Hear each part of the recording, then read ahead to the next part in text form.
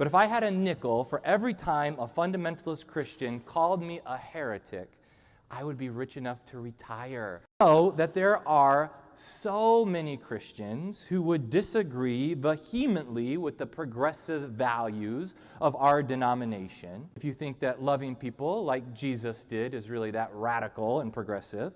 But it's amazing, though, how many fundamentalist Christians accuse me of heresy all the time on my social media accounts, mostly when I post videos in support of LGBTQ+ inclusion within the church, which prompts people to accuse me of being a false teacher, a wolf in sheep's clothing, a heretic, and a fake pastor leading my congregation to damnation. Sorry about that.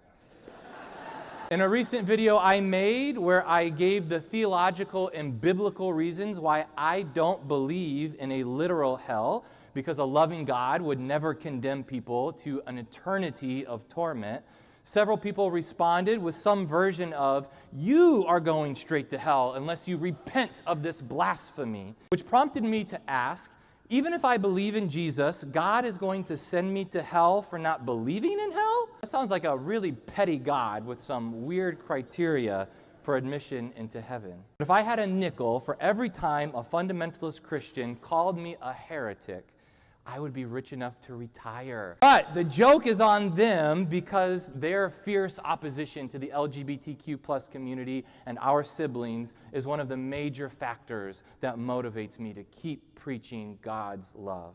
Christians calling each other heretics is nothing new. We've been doing it to each other for thousands of years. What many people fail to understand is that since the time of Jesus, there have always been multiple Christianities and not a single way to be a Christian.